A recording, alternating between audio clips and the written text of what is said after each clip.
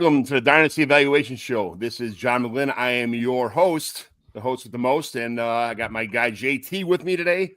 We are going to talk some with DBro, our guy. So get ready for a show today. We are going to have some awesome fun, and we have a special guest today, which some people may or may not have known was coming on, but guess what? They are here, and we are ready to have a awesome day. So Dynasty Evaluation Show is on the way. We will talk to you guys in a minute. McGlynn is in. I repeat, McGlynn is in. Let the fun begin. This is the Commissioner Evaluation Podcast with your host, John McGlynn. Was that Herms? He got them guests on the Rolodex, stopping by to talk about some Dynasty Superflex. Everybody, yo, commish is in. It's time to sit down to listen to John McGlynn. Yo, who we trading, who we fading, who we getting off the squad. Knowledge never overrated, playing for number one. Hey, yo, McGlynn is in. It's time to let the fun begin. It's the Commissioner Evaluation Podcast with John McGlynn.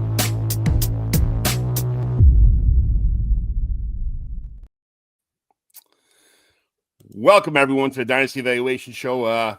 Our secret's already ruined because Tabby came out a little bit too early, but that's, it is what it is. So, usually we start out the show with a bunch of questions for people, personal stuff, that kind of deal. But, you might as well just unwrap the package here today because the best of the best. I was telling Tabby yesterday, we were on the phone talking, and it kind of led to like, hey, what are you doing tomorrow? If you're not busy at like 11, you can jump on the show and talk to DBro. She's like, oh, that would be cool.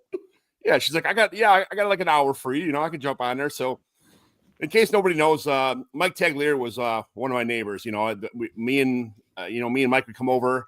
I'd go to Mike's house. Tabby would make us pizza or some kind of like 11 o'clock or 12 o'clock. She'd make some kind of dish, and me and Mike would just stuff our face and watch football. And Dunk would be running around. And then after that, we'd watch football. And then the sequence of events would go on throughout the day. But Tab's I haven't seen. She moved about 2 hours away. It's it's been a journey, for her. So we're going to talk about that today. But I told Tabby yesterday, I've never seen Derek Brown anywhere in my life without a Tag Strong hat on. And it's like there it is again. And it's I went to the combine about a month ago. I saw him there, and he got that Tag Strong hat on, and it's like. I'm like, it would be cool for you to jump on today because I've never seen DBro without like the Tag Strong stuff going on. So, first of all, let's start out here. DBro, tell all the people where they can find you at. What's going on? I mean, most people already know we know where they can find you because fantasy football space. But what's going on with your life? What's going on with you? Oh man, all things NFL draft, all things crazy, all things of fantasy pros, dude. I just keep it simple.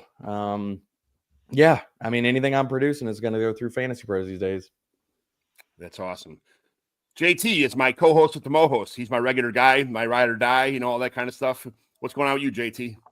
Oh, just doing NFL draft stuff, writing on DLF, got a bunch of articles out, anything going on. I'm going to have post-draft, I'll have a bunch of running back stuff. I do all the running back things. So running back stuff, IDP, I'll have my list, all that of rankings, where I think guys are going to go, where I think you should take them, all that stuff coming up. So yeah, check that out. And then on Fantasy and Frames, if you're into IDP, find me on Shoot the Gap over there in Dynasty 365.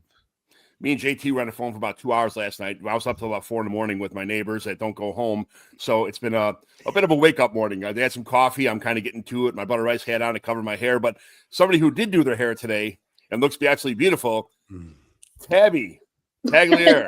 Hi, guys. Good morning. How are you doing? I'm great. Thank you so much. I'm so excited to be here. And it's such a pleasant surprise. And I was excited that people were excited for me to come. So that's always a match made in heaven. And I'm sorry I ruined it. It was going to be good, but I thought I was going to be in the background, and here I am. You step away, come back. So I'm like, I thought I was hearing stuff, man. You popped in, and his face was like, I heard McGlynn, and I was like, I got up to get a drink, and I was like, wait, what? What did I miss here? I know. I was like, wow. So most people I have a show sheet set up for a lot of my, my stuff going on, but I don't really care if this show goes 45 minutes or an hour about talking about just Tabby and Mike and DBro and all the stuff going on for fantasy pros or a life runner. So I asked Tab, I'm like, hey, you want to jump on? Let's just talk some stuff about your life and what's going on when Mike was with fantasy and with fantasy pros and all the stuff going on. What life was like for you? Like I said, I'm not sure if people understand how much goes into actually content creation, because I'd go by Mike's house on Sunday morning at like 10 o'clock, 10:30, 11, something like that. I'd bring my beer over. Every once in a while, Mike would be like, hey, I'm getting rowdy today. I got 4 beers. I'm like, oh, and we'd sit in the basement. Tabby would make food. At 3 o'clock, Mike would be sitting on the couch, and then Mike's TVs would be going on. And then he'd jump in the background and start typing. It's his fucking primer. That thing that took like 72 hours to do. I mean, he would jump on his primer and he'd start typing. We're watching all the red zone and all the rest of the games going on. Why? He wanted everybody to come over, but at the same time, he just couldn't wait to get started on this day. So he'd sit at his desk and start typing about all the games that already happened, all the stats, all the things like that. And then, we just sit in the background. Halftime was just me and Tabby talking while Mike was like doing his primer stuff, And I mean, he would do that all day long, and then he'd have a show Sunday night, and then he'd have like 6 podcasts during the week with writing articles about individual players on top of the primer. It's like, dude, how do you do this stuff? How do you stay that? Tabby, how did you deal with that? Like, how did you have a husband that was just like gone all the time, like completely? Because Mike was the biggest hermit I ever met in my life. Remember when we go to Hooters, and it would take Mike like a month and a half to prepare just to go out to Hooters. He's like, all right, next Thursday or like January 27th at like 5 o'clock, I can go to Hooters. Like, that's how much shit he had planned like in advance. It's crazy. How did you deal with that? So basically all of that, it prepared me to become Superwoman in training, because I just had to manage it all on the back half, keep the house flowing. And honestly, you're right though. Like, he just had such a drive, and he knew exactly what he needed to get done in the day, when he had to start it, in order to be able to push out all of that content. And there was like not a second could be wasted. So, I think that's probably the biggest thing. And I'm sure you guys are, aware, like the biggest thing you can have in trying to accomplish this is like a supportive environment, an environment that allows you to be able to do those things. And as we all know, life is insane, and I don't even know where the time comes from, but we got to make it work, so being organized and disciplined. But fortunately, even, in the midst of it all, it really helped me in this stage of my life, where now I do have to, I function pretty solo most of the time. I've got great support. But so fortunately, because Mike did his thing, and it helped me develop my muscles, my home muscles of, just really being trying to get it all done. And so, yeah, that's pretty much how I handle it. Derek, how do you balance fantasy? I mean, I'm not sure that when you got into fantasy football, I'm sure that you never thought that you'd be where you're at right now. How do you balance life with fantasy football now? Not well. I try. I mean, I say it every time that the conversation comes up and stuff like that. My wife is a freaking superhero. Like, I mean, if it wasn't for everything in between, whether it's supporting me and all how, this roller coaster and everything, like over the last few years of going from being a full-time nurse to full-time writing and all that kind of stuff. I mean, I wouldn't be here if it wasn't her pushing me forward. Whether it's 2 a.m., handling the kids when I'm on some random ass podcast, and at 12 o'clock at night on a Friday night or something like that, or I got a serious spot at 2 a.m. and she brings the kids to freaking Sonic so the house is quiet or whatever. Like, dude, it's just, I mean, I could go through a laundry list of how I wouldn't be here if it wasn't for her support and everything she's done and continues to freaking do.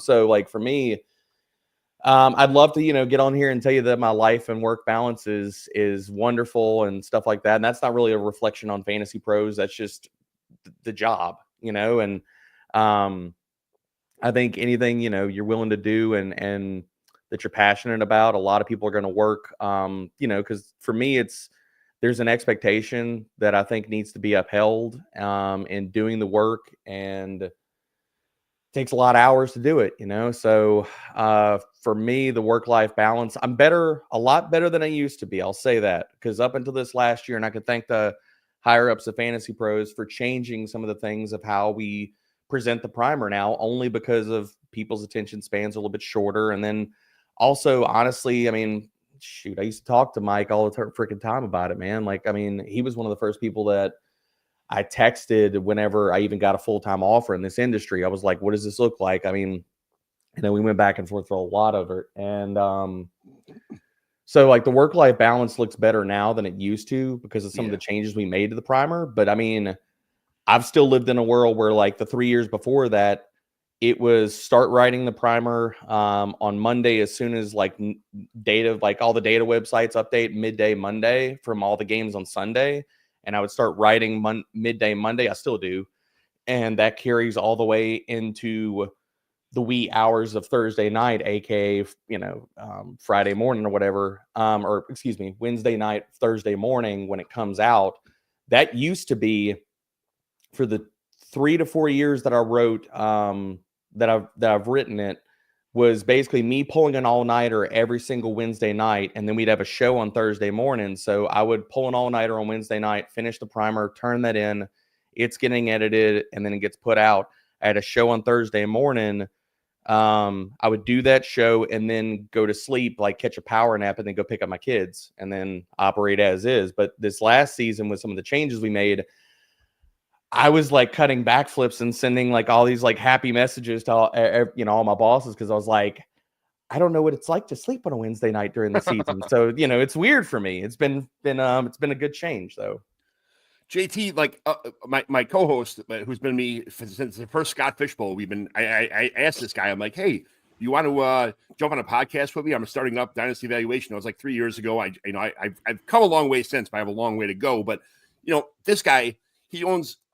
First of all, he's in like 70 league lineup starting leagues. He's got lineup setting leagues. He's in like 100 campus can leagues. He does dynasty hockey. He does gambling shows. He does all this crazy stuff like that. I don't know how you do all that stuff. And he's on my podcast show probably 3 times a week. That kind of stuff. JT, how do you balance life, like and keep yourself sane with all the stuff you do? Because I couldn't imagine owning 2 restaurants and doing this stuff like on the side too. It's not been easy, to be honest with you. I've gotten a lot better in the last probably 2 years, ever since COVID hit. I mean, I was working 100 hours plus a week all the time. It was bad. And then I was like, hey, I gotta like cut back. And my son was getting older, and I was like, I want to coach. I want to hang out. I want to be at his games. I want to do all the stuff. So I had to make adjustments. It wasn't easy. Even now, still, I'm like, there's times where I'm just like, I'm going to have to let that go. Like I just can't be at work, and I can't fix that every day. Being in the restaurant industry, anybody that's ever been in the restaurant bar industry knows this is like, it's never ending. There's like no such thing as downtime. It's like the second you think, oh, it's a day off, like everything's fine, something breaks or busts and you got to go in and fix it or call somebody. It just never ends. So just trying to find that balance is like DBro said, man, it's tough. Like it's tough to try to figure out like, how do you manage those things? I mean, I've done the same thing during the football season, up all night, Tuesday night, get home from football practice, start writing at, get the kids to bed, 10 o'clock, start writing at 10:30. I'm up till 3 a.m., 4 a.m., turn around, maybe sleep an hour or two before they get up at 7 and go to school, and then like turn right back around, got meetings, got to be at something. So it's been tough. I've definitely something I've worked on over the years of trying to like, okay, I can't do everything. So I have to pull back some places where I can. So it's just one of those things.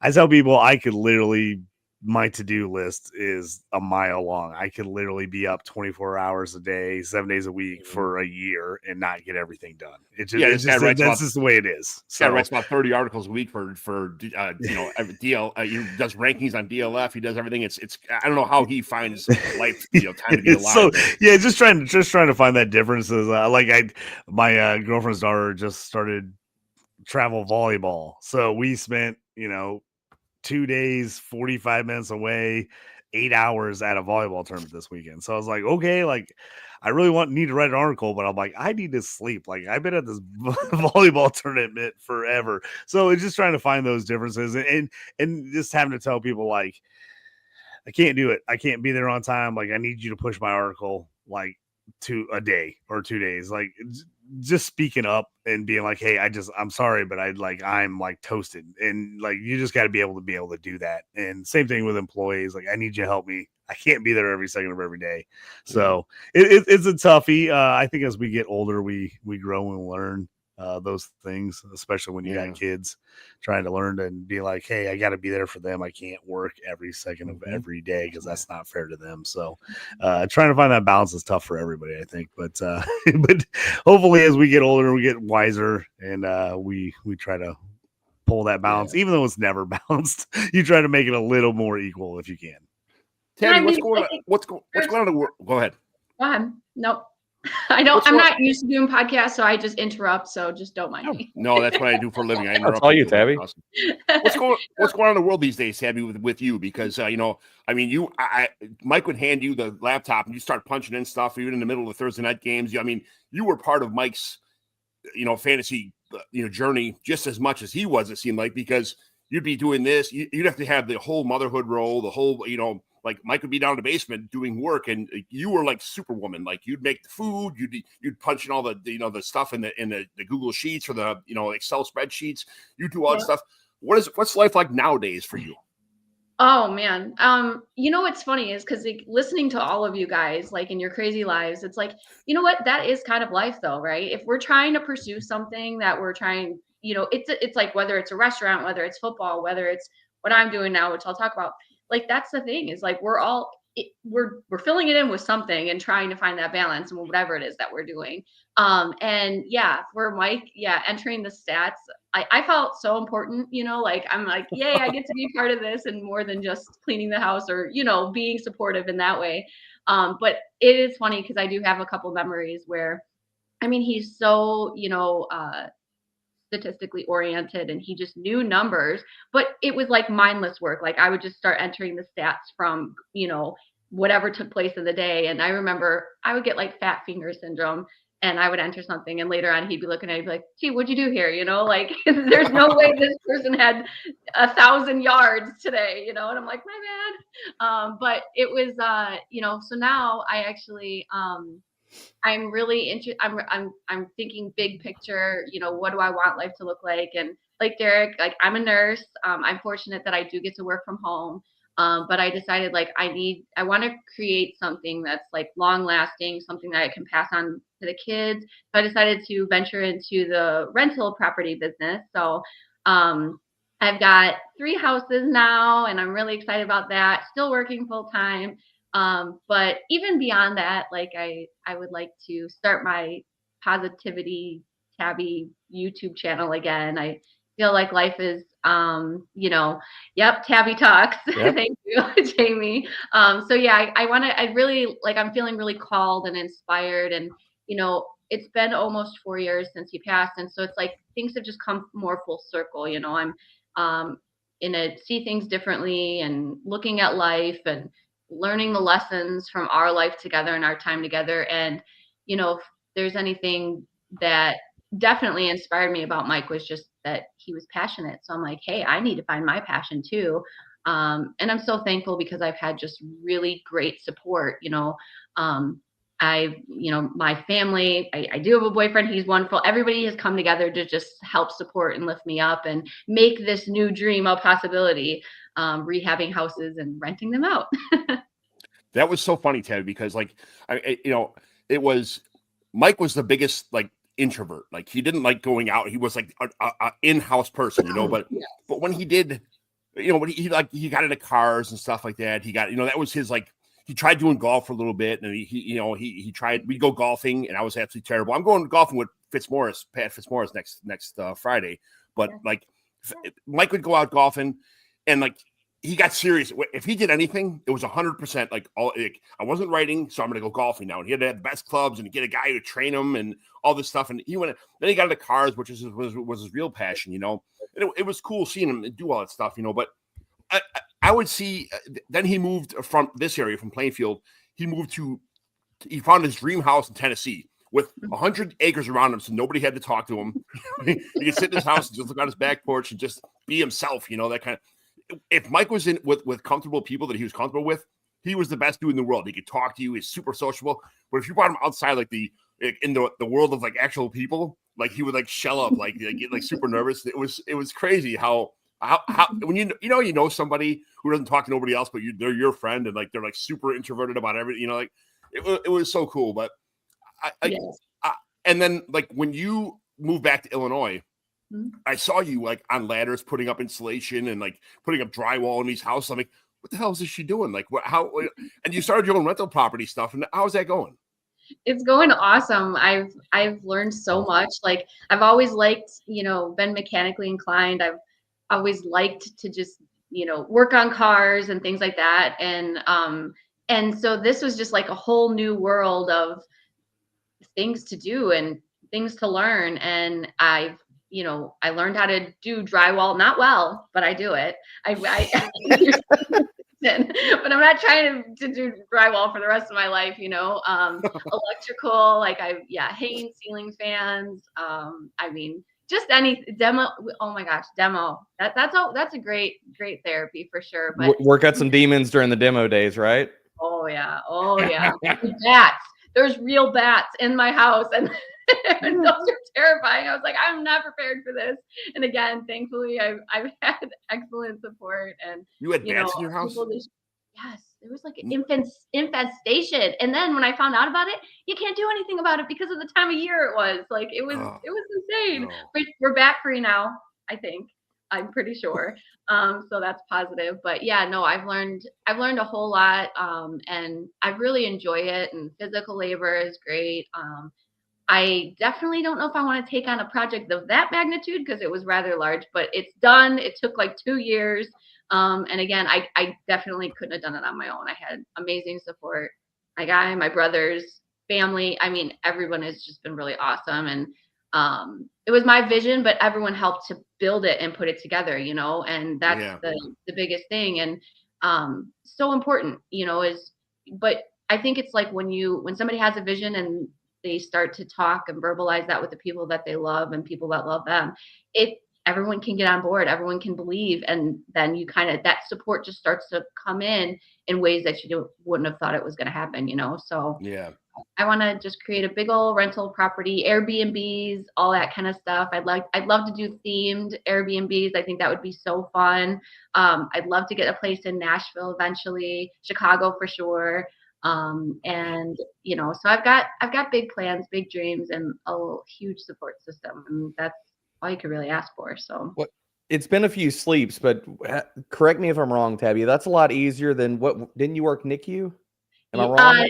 I was in labor and delivery. Yeah. It was L&D. Okay. Because Tags and I used to talk, because that was another common thread, like with you being in nursing and myself too. And I was in pediatrics for 15 years. And we used to go back and forth of just what it's like being the significant other of somebody that works in the medical profession, and the lovely stories that you come home with, and whether people want to hear them. And some of those you don't tell around the dinner table, and some you do.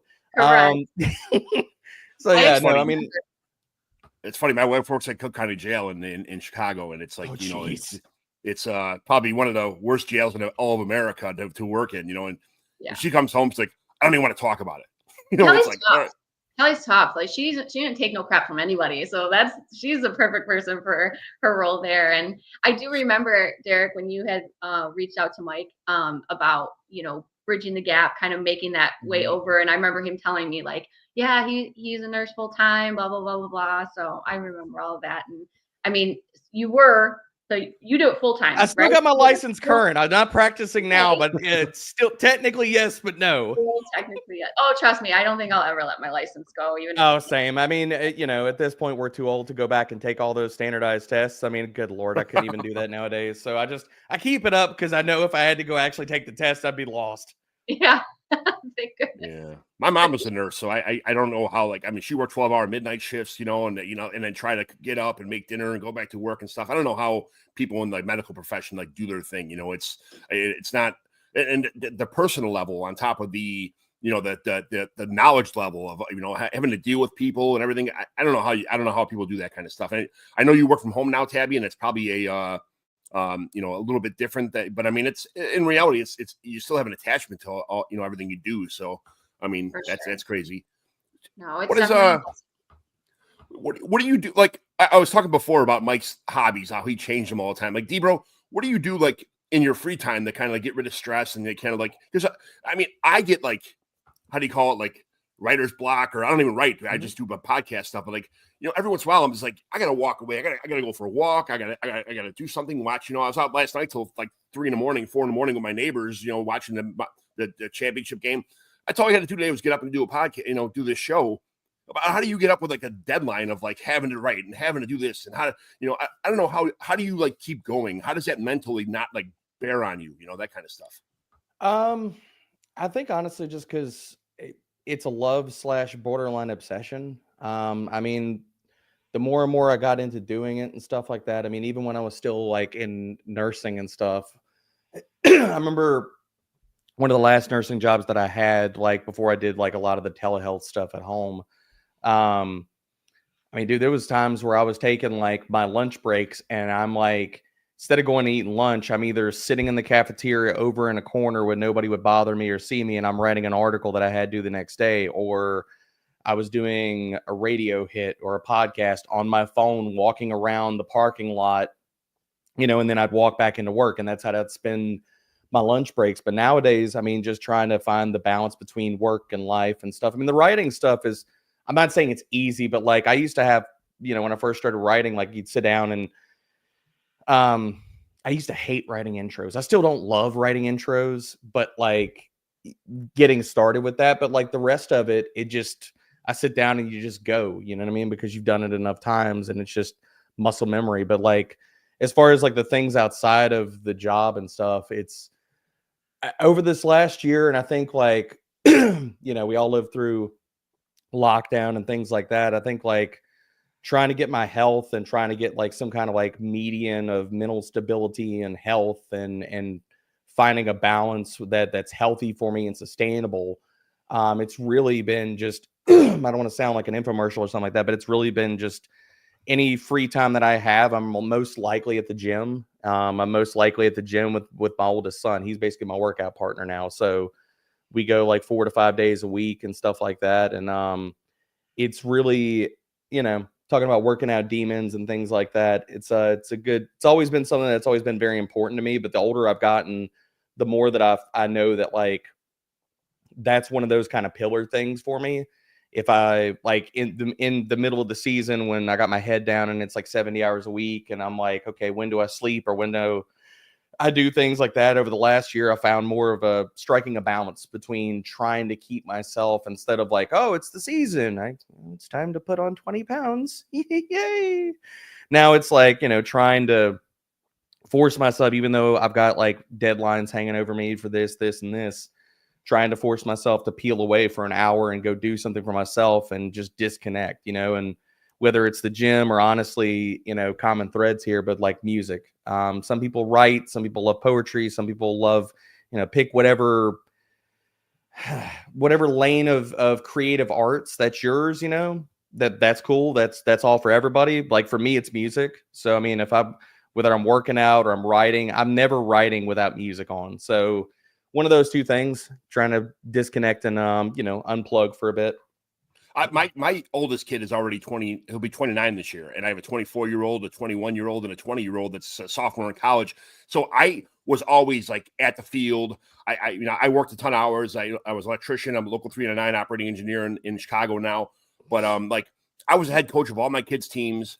Now I finally have time to start doing like fantasy football, which I'd never had time to do before. Minus like just setting lineups. I remember being on halftime of my kids' games on like Sunday afternoon, like sneaking away after I gave the speech and set my lineups on the phone while eating oranges and stuff like that. Like JT, you coach football too. You do all the stuff. You went to school for journalism. You write about 1,000 articles a day. Like, I mean, you do rankings for DLF. You write, you have a journalism background. How do you find time to balance your family and still write 100 articles a week on top of doing all the podcasts and gambling shows and all that kind of stuff? My girlfriend's pretty nice about it. Like, to be honest with you, I sometimes I look at it, I'm like, man, I probably do way too much stuff. But she's like nice about, like, she likes sports, so she'll sit down and watch games with me. I'm like, DBro, I'm big into music. is a huge thing. So me and her go to a lot of concerts. So that helps out some. I'm like, hey, I bought us tickets to a concert like next week. So then she's like, okay, like gives her a little time. I can stay off my back about trying to do everything else because we'll go do stuff. But I'm always listening to music. I wrote in college, always terrible at music as far as like actually like playing guitar, singing, that kind of thing. But I always wrote lyrics, did things like that. So always been big into music and that kind of thing. But trying to find those things, like I don't have as much time as other people, but I try to do when I do have time, make sure I'm doing something like special, trying to take the kids somewhere, trying to do something with them. Same thing with my girlfriend, trying to go to a concert, find like something that's happening that year and try to schedule stuff in advance so that we have something to look forward to. So it's like maybe on a daily basis, not doing as well as other people sometimes on those things, but trying to make sure that, we have something to look forward to and are spending, some time together. Because that's, John, you don't want to get to where you're not spending any time together for a long, long time. That's always bad for any relationship. So like trying to make sure that you're carving out time and that is, good time. And I've really in the last year tried to be like, I got to get off my phone. So like, I'm terrible. I'm one of those people. I'm like, I'm on Twitter or I'm answering emails or I'm like looking at this. Me, John, I'm like in a draft at all the times. Like yesterday, I was like supposed to be somewhere. I'm like, hold on, it's my turn. I got to pick. And like, it's like, I'm trying to like be better about that. Like, okay, like sometimes you just got to put the phone away, turn it off for a little bit and like, let them know that you're actually there and hanging out and present. So that's something I'm trying to be better at. JT was in a draft every day. It's from the day after the Super Bowl until actually the fantasy football season started last year. Like there was not one day he was going to have at least one draft, if not two drafts, that kind of stuff like that. But Fizzle, DBro always cooking, keep hustling. And then good to see and hear the hard work being put in behind the scenes. The work no one else enjoys always counts. I mean, stuff like that. Nobody sees. We talked about before how long it takes to write an article. Like I don't write. If I did write, it takes me about 17 hours to write like one 5-paragraph article. And I hate it. I can't stand it. Some people love writing. They hate podcasting. They hate doing stuff like that. Like Tabby, you're going to get into like this. You were talking about before about how you talked yesterday about how you want to get back into YouTubing or like podcasting about Tabby Talks. What does Tabby Talks mean to you? What did it mean to you before? And why do you want to kind of rekindle that Tabby Talk stuff? Oh, okay. No, that's it. It's a multitude of things. Where it started was just about like spreading positivity. I tended to, the truth is Mike did have, he had bad days. His vision wasn't always clear. He had doubts and he felt discouraged. And, there were a lot of times over the years where, it didn't seem like anything was going to happen. It didn't seem like he would come to those crossroads of why am I doing this, and what is the motivation behind this? And, I've always had this like optimism where, I just tapped in and like, hey, you know what, keep going. I see this, blah, blah, blah, blah, blah. Like keep pushing. It's going to work out. Believe in yourself, blah, blah, blah. So Tabby Talks was originally just about like trying to spread positivity. I seem to do it pretty well for my friends and my family. So why not just do it for the whole world? And, but the truth is during that time, like I naturally had this confidence of like, I'm just going to do it, no gain.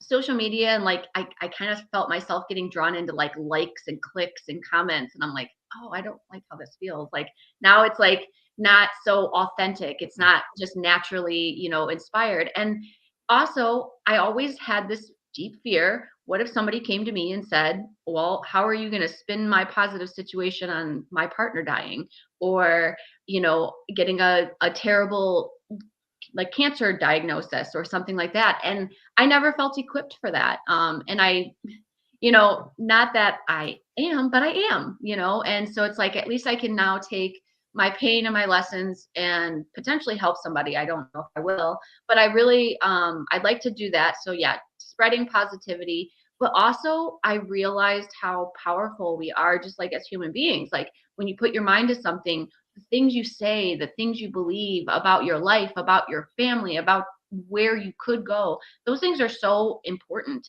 And I know that while your support system outside of you is so valuable and essential to your success, it starts with your internal dialogue. You know, it's that belief in yourself. It's holding that vision for yourself. It's believing that what you have to say, somebody else wants to hear, even when you feel like there's no way. Why would what I'm doing be so important? I mean, when I think about where fantasy football started to where it became, there was no job like that. You know, you got to the people who the hosts on ESPN, yeah, they existed, but they talked about real football, and that was the dynamic. And you know, I believe it was like the passion, and you can call it what it is, but I love the uh kind of the woo-woo stuff behind it, but like it was everybody's like collective love for fantasy football that brought it into mainstream. It wasn't something that existed, but all our love, all of our attention that we were getting literally created and carved out an industry, which is just exploding. And just when you think it can't get any bigger, it does.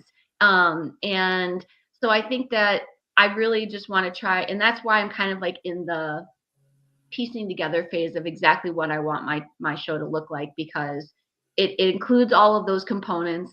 Yes, it's going to include life aspects, but it's bigger than that. It's more about like just this human element of our minds, our support systems, and how things come to us. So that's it. That's my I'm glad that you said like that how much you enjoy doing it, because I think when all of us get started, we're kind of like how many people saw my stuff, how many people looked at it. And Twitter's like kind of a dead zone now. You look on there, like I spend the stupidest thing is I'll spend like 10 hours coming up with a show sheet and all these awesome questions and stuff like that. And I'll go on there and I'll have like 32 likes. And I'm like, what the shit? And then I'll write something stupid like, oh, you know, like that was a great shot. And all of a sudden I got like 5,000 retweets. I'm like, what the hell? How does this happen? Like, you know, it's the stupidest thing in the world. Like, but like, DBro, how do you enjoy Tabby, you're getting to the point now where you have a vision of like what you're going to be doing when you start your podcast again. But like I remember having our home league fantasy football draft in my backyard, and Mike was on the clock, and somebody had just picked Andrew Luck, and then he retired, and I'm like, hey Mike, did you see that? Andrew Luck just retired. He goes, shut up, it's got to be some joke or whatever. And then he had to stop drafting and like write articles about Andrew Luck, you know, doing it. Like, at what point in time does like fantasy football not become fun anymore, and it becomes like a job where you can't? I could just enjoy fantasy football. Here, when that happened, I'm sitting back drinking beers, talking to everybody else, and Mike's in the corner writing this article.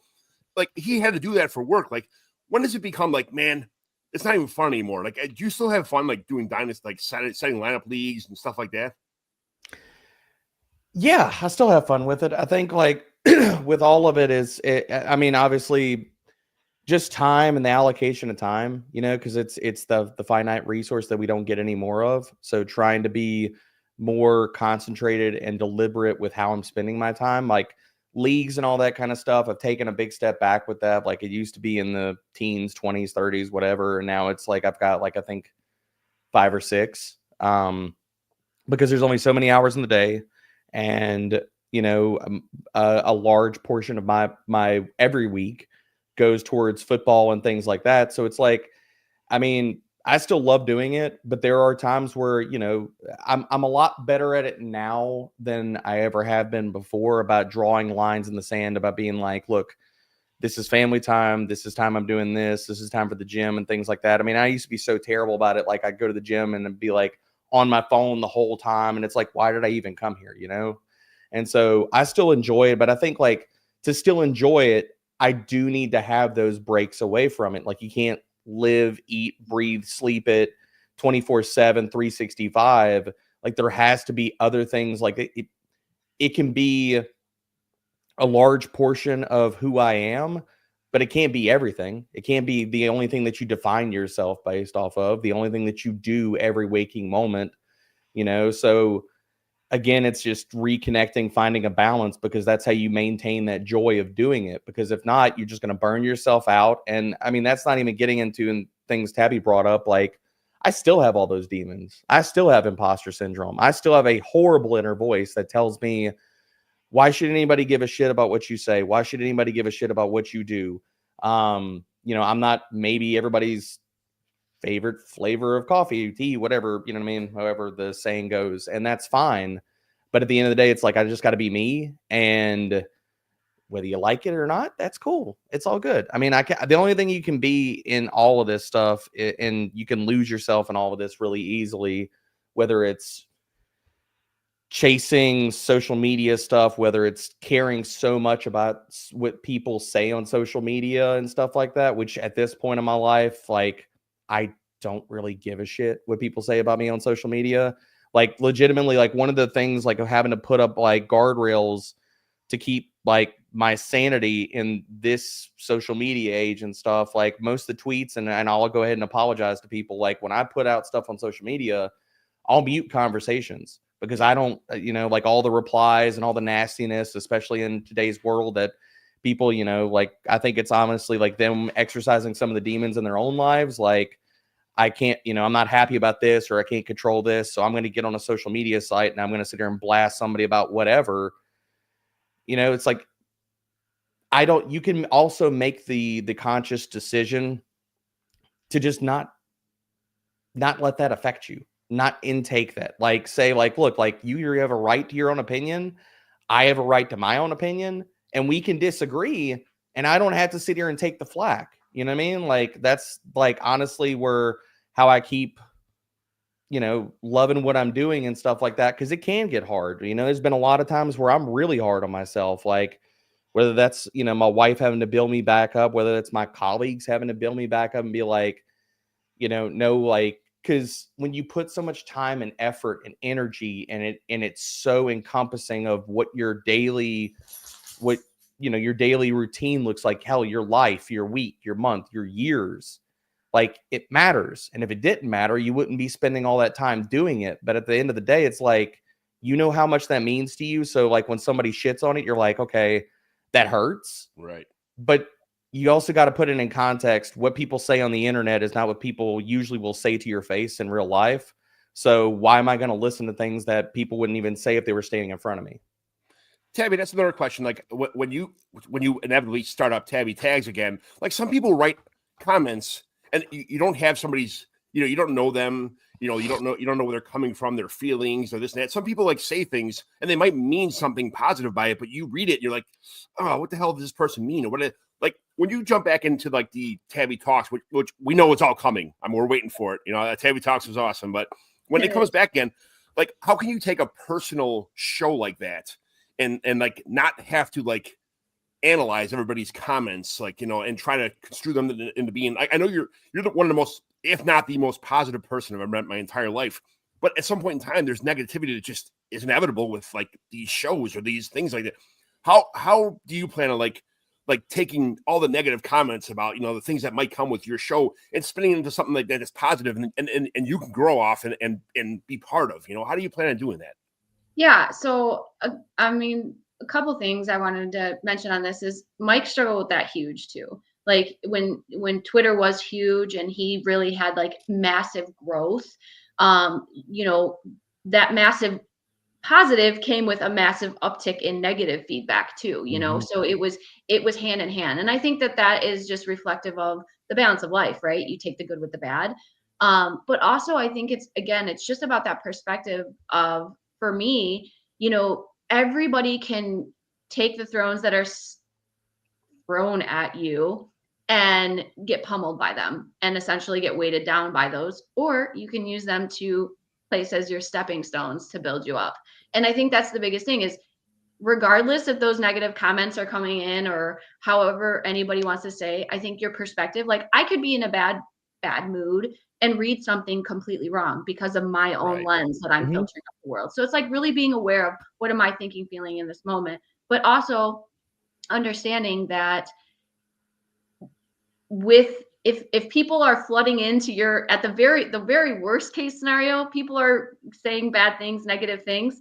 Now you're getting into the algorithm, so now this is more views. So it is literally, it's either the stones that are going to cover you, or they're going to be the stones that you use to step on to build yourself up, and I think it's just being mindful and remembering that. And whatever it is for you to naturally know that, that's how you have to see it. Like, everybody has a bad day. People are just people. There's bots. There's people who just enjoy, saying negative things. And, for them, you just wish them well and go on and turn the other way, lean in towards the stuff. But also, I think sometimes people, even negatively, can offer some good criticism, something that I might not have been able to see in the positivity. So if I can use it constructively, again, it's just another stepping stone, a way to build myself up.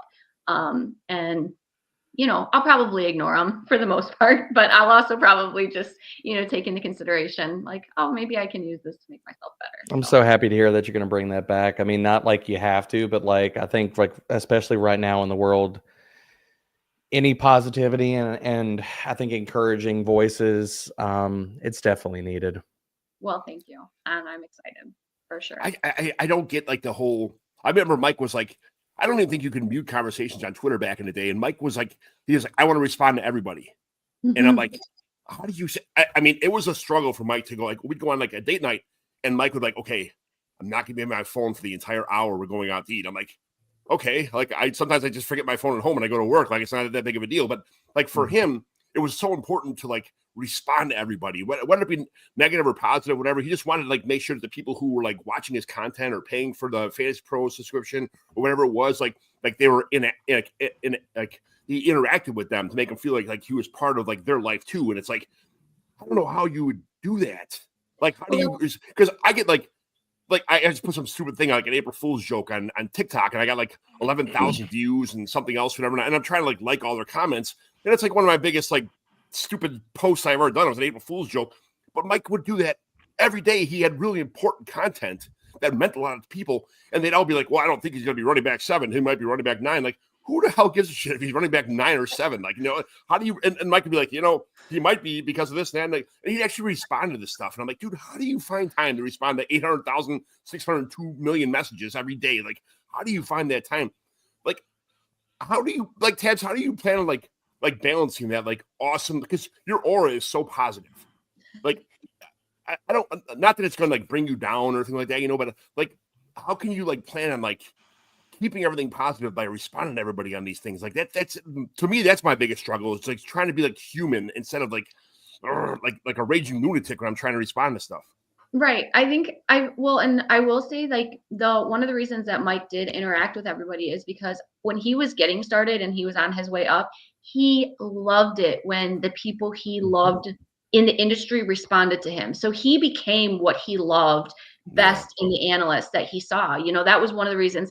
And, that's something even to be said, what Derek was saying earlier and JT was talking about is, trying to, you might have been doing things one way, writing thousands of articles in the beginning, but once you get to places like, once you've built yourself up and I don't know, I feel like I can make a tool analogy. I'm not sure I'll get it right, but like, eventually I learned how to use a drill, like I first started off with like a screwdriver and then it's like, okay, so it took me way longer, once my efficiency got better, my confidence, and I realized, hey, I don't have to use that tool anymore. I can start doing things this way. And you do have to let things fall by the wayside because there was a time and a place, it's like climbing a ladder. Like you start at the bottom and there's a time and a place where what you're doing is exactly what was needed, but you have to evolve, And so, yeah, he was trying to find that balance, towards the end, I would say he did get to a better place of being able to mute people and step away. But there was a time, but again, he was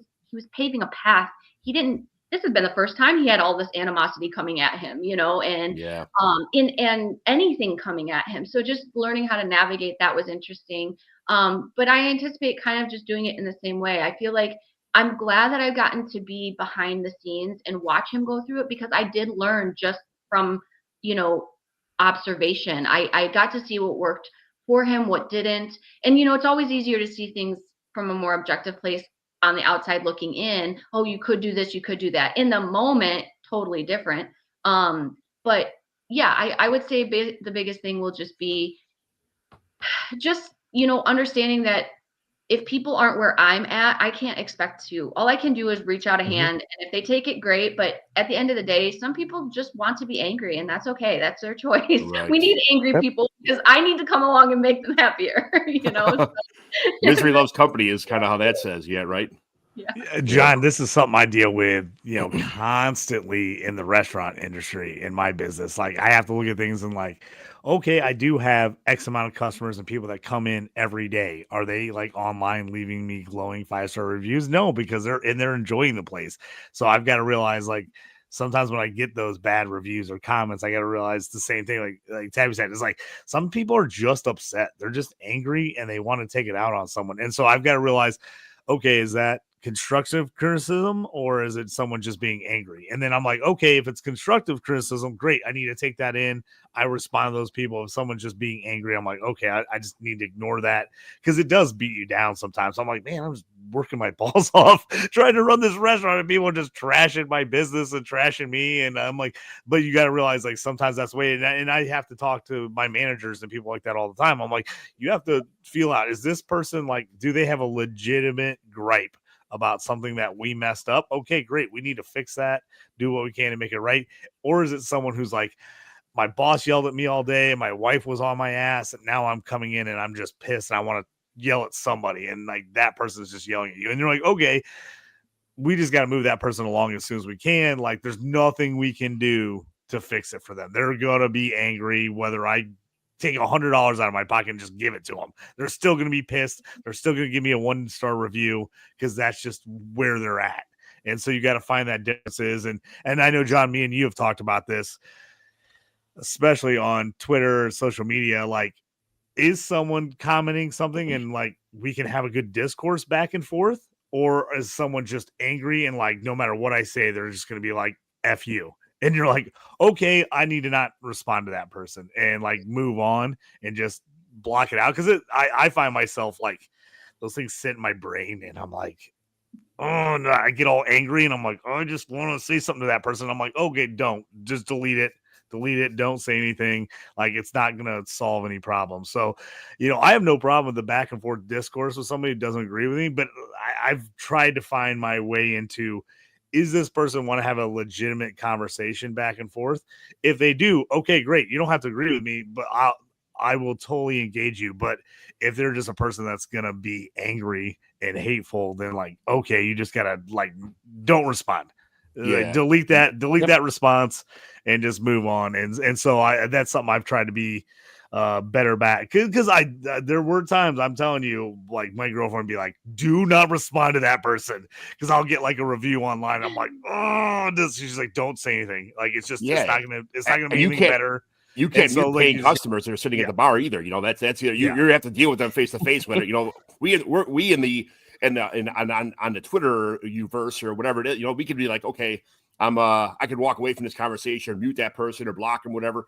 You're stuck with paying customers in your face telling you you're an asshole, that kind of stuff. So I don't know how you do that too, or how you put that together. But and like I said, that's just like trying to over the years just learning like, okay, is this person have a legitimate gripe that I can fix, or is it something that they're just angry? And then like separating those things out and then realizing, okay, they're just angry. They're in a bad place on whatever's going on in their life. Like I can't hold on to that because I used to. I would hold on to it and it would make me miserable. And I'm like, I don't want to be miserable. I don't want to be miserable. I'm like, no, I don't want to be miserable around my kids. Like I gotta let that stuff go sometimes. Tabby, speaking of kids, Maggie, my daughter Maggie was the babysitter when Mike and Tabby would go out on their dates once every 3 months. So. And Maggie showed me a bunch of pictures yesterday. Like the first, one was with Dunk, Jonathan. Mike always called him Dunk. That was kind of like so. Dunk is until he's 87 years old. I'm going to call him Dunk. It is what it is. That's the nickname for him.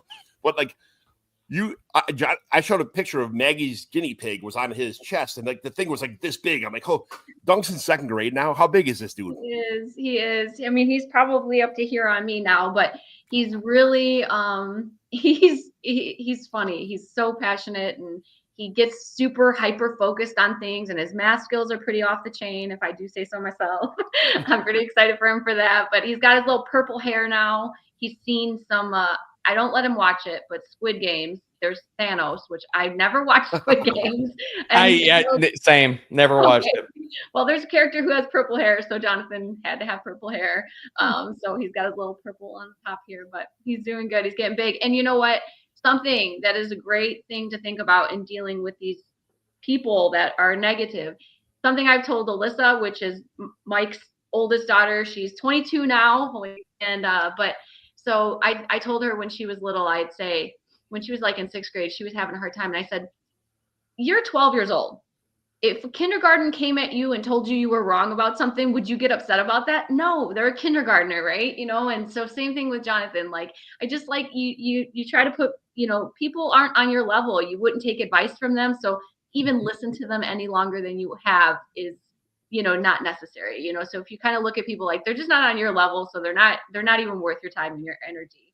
How much of Mike do you see in Jonathan, like when he does like schoolwork, or when he's like, or you were telling a story yesterday about him like organizing or coming up with like random questions, like how does that like how much does he bring out of, how much of Mike is he, the good or the bad? Like I'm sure like with my wife every once in a while you want to be like, shut up, like how much does he like make you happy, like oh my god, and how much does he like to bring out like, oh, I don't like that Mike side, like how does that feel?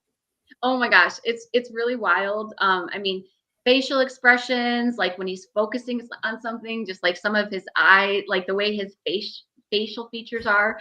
But he is just like Mike in the aspect of his passions. Like when he gets obsessed with something or starts to like something, Oh my god, you can't take his eyes off of it. That was exactly how Mike was. And laser focused on stuff. Yeah, that was Mike. Laser focused, and just wants to embody whatever that thing is.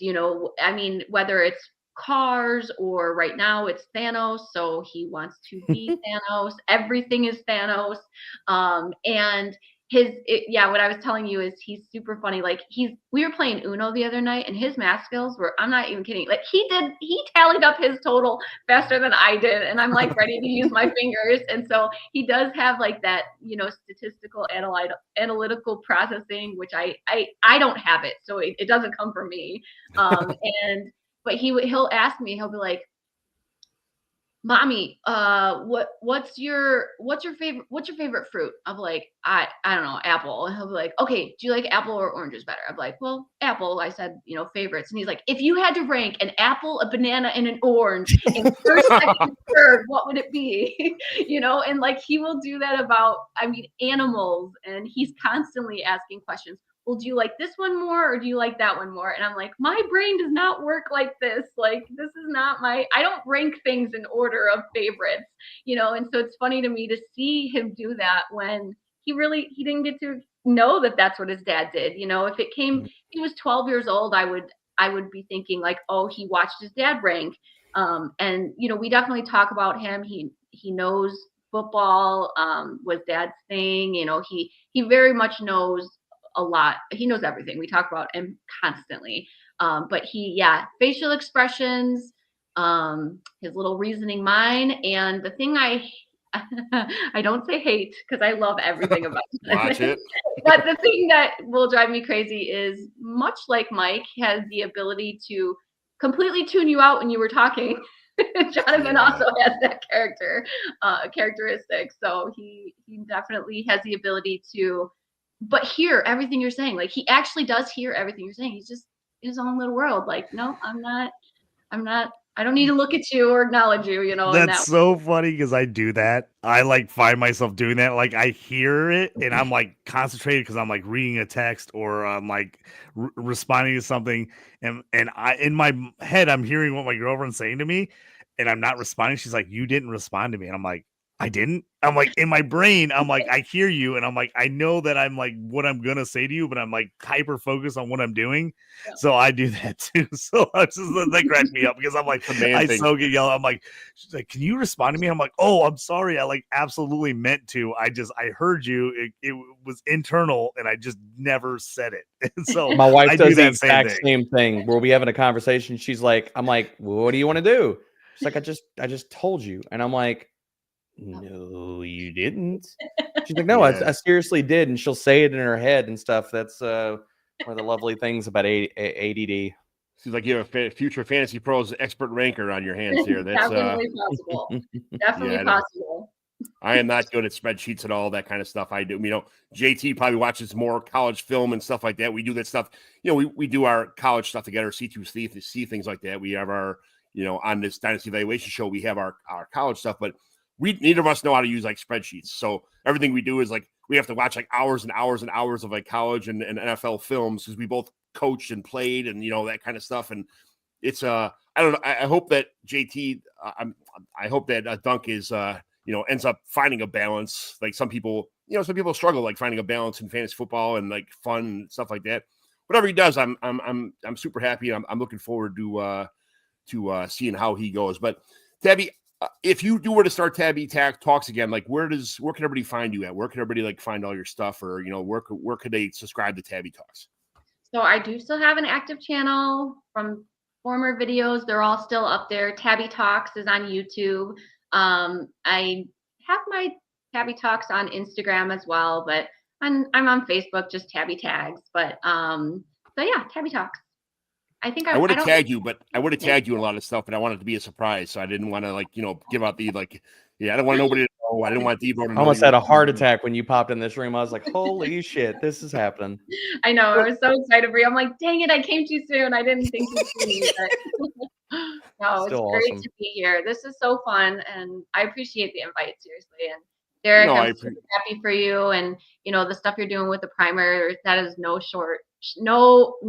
easy task, and I know you're doing it justice. And he's proud. He's proud of everything Fantasy Pros has done. He's proud of John. JT, I think he knew you. I'm sorry. I don't know that for sure, but I know everything you're doing. I met him we were in my very first Scott Fishbowl league. That very one I was in with him, and then when we did the live draft is where I met John.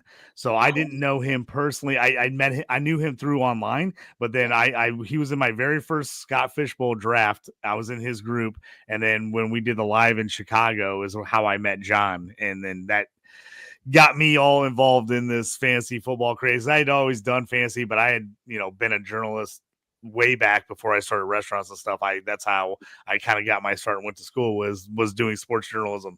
So I kind of got intertwined with all these guys, and I live just south of everybody. I live in just outside of Champaign, Illinois, in Mahomet. So I'm like about 2 hours south of all the Chicago guys. So John's kind of brought me into the group, and like I said, I knew him from that things. I feel like I know him way better now just from everybody talking about him and the stories and all that. Yeah, it's unfortunately I brought JT in the group. He's in our home leagues now. We gotta bring him everywhere. But yeah, it was I'm just kidding. JT's awesome. But it's super cool meeting all these people in person. But DBro, it's been an hour, man. I really appreciate you coming on. I had a whole show sheet made up of all this draft stuff. We're gonna have to reschedule this that. Is better than talking ball. This is 100% like way better than talking any fantasy football stuff. This meant way more to me than any of my shows before to kind of talk about the stuff. So every once in a while, I feel like the breaks like these in the fantasy football space are the kind of what makes me happy. Just you relating to like other human beings and talking about life and stuff like that. So we'll have to reschedule and actually talk fantasy football sometime. But this was way more important than talking about any kind of draft stuff or stuff like that. So I really appreciate it. And, you can find DBro on Fantasy Pros. He's got most people you got like 100,000 followers on X and InstaFace and all that other stuff like that. And I'm not a social media person. I try to be, but I don't even know how to use like Instagram. I don't know how to post stuff on like TikTok yet. I'm terrible with that stuff, but I'm getting there. I just started this stuff about a year and a half ago, trying to, so some point in time I'll get, I'll actually put what's in my head, like on paper somewhere, be able to like do it, but it is what it is. But Tabby, I'm super happy that you're starting to show up again. Your passion. It's nice for everybody to have like a release event, and then Jonathan's get a little bit older. It's a little bit more hands off. You can kind of live your dream again, like I'm doing now, like doing this fantasy football stuff, which was always my dream. I'm starting to do it again, but it's cool to see you're going to do Tabby Talks and enjoy life and all that kind of stuff. And, I'm looking forward to it. So I'm already subscribed. So, I'll see everything that comes on, but JT, John, where can everybody find you? Can I share one thing before we get up out of here? First of all, I want to say thanks, Tabby, for stopping by and just having the chat. And for the kind words. I'll never be able to tell the two of you thank you enough I still remember tuning into y'all's shows way back whenever y'all had your own show, hopping in comments and being on the other side of all this and asking questions and having you and Mike answer questions that I'd ask. Much less there's so many things that came out after Tags' passing about like stories, and one of them that still hits me to this day was that there were multiple avenues of places that I wrote or that I applied for, And I never knew how integral Mike was on the back end of like people, because all this, like, this is all just a community. Like everybody talks to everybody, everybody knows everybody in a lot of different walks, a lot of different websites and stuff like that. So it's you know, it's a network of people. And there were so many different times that I was never aware of where places that either I would apply to or wrote for or what have you, where they reached out or Mike would reach out on my behalf that I never knew about until after the fact, that helped pave the way for a lot of the things that I did and now I do. And I never got the chance to say thank you about that. Oh, well. That's awesome. On behalf of him, you're welcome. And I know he's saying it too. And I'm sure it seriously just brought him just as much pleasure as it did to do any of that. Like he loved doing that. And I thank you for sharing that with me. And I really appreciate it. And I'm glad to be here. I had to come over and shave and shovel mulch in your backyard for hours to get Mike to do rankings for me. This is awesome. He did. He did. He totally did. Yeah. It's sweating by 90-degree weather. Mike was like, get over here and shovel mulch. And I'll Man was out there planting flowers.